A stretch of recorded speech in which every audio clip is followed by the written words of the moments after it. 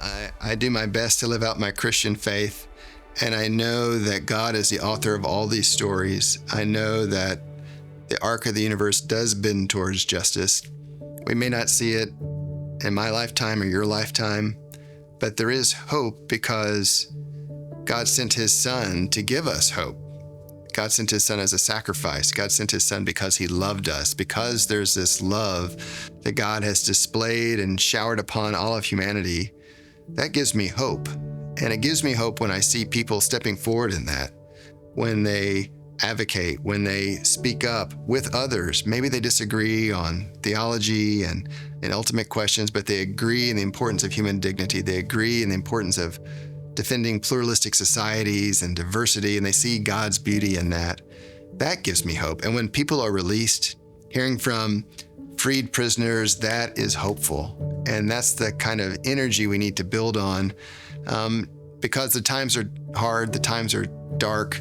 We're going to face setbacks, and we can't lose hope. We can't be hopeless. We're called to be hopeful. And since God is a God of hope, that's what I put my faith in. It's given me the strength and the energy I need in those moments when things seem lost.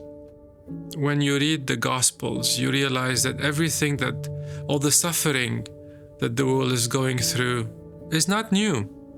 It's been happening for centuries. It's been happening. It was happening in Jesus' time. And yet, within this suffering, he spoke and he called people to be peacemakers, to seek justice, to serve. And this gives me hope that the suffering we see currently everywhere in the world, including because of wars, is not new. The only question is, what is God calling us to do as a church to respond to this suffering? So this is where I find my hope. My hope is in the reality of violence and persecution, but also in the ultimate call that we need to be advocates for peace, for justice, for the end of this violence, and ultimately the hope that one day this will all vanish when we are in the heavenly kingdom. We often treat those who are persecuted as victims, and the reality is they're survivors. And they're not just surviving, they are thriving sometimes in the midst of persecution, of being more Christ-like than, unfortunately, I would doubt whether I would be in the midst. And so, when I talk to, for example, the church that I met with in Burkina Faso this last month, they've had 1,700 families, all around 7 members to a family, fleeing radical persecution. And they decided that the best way to serve them and love them, no matter their faith, is to put them up in Christian homes, to open their doors to them. And I question sometimes, would I do that? If I was living in that environment, I would hope that I would. But I see the church being the church in the persecuted world. I really do. I love stories in Iran when I hear a Christian who's being persecuted where a Baha'i hid them, or vice versa. A Christian is protecting somebody of the Baha'i faith. And those stories come out all the time. And so this gives me hope. I think we in the West have so much to learn from the persecuted church about endurance and steadfastness in our walk with the Lord, in our prayer, and in our advocacy for others and being Christ-like. And so it's hard. It's exhausting at times. It's definitely is challenging.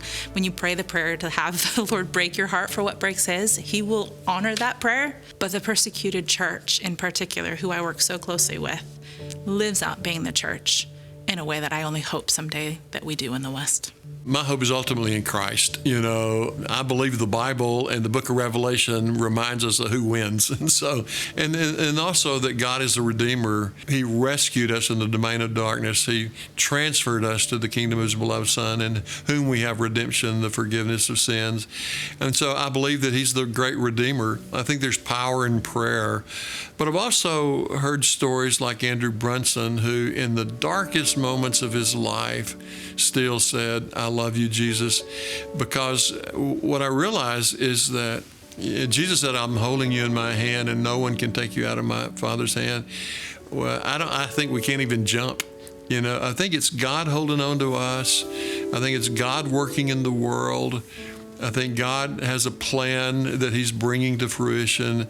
And so my hope is in the lordship of Christ, the redemption of Jesus, and the love of the Father. So I believe He's at work in the world.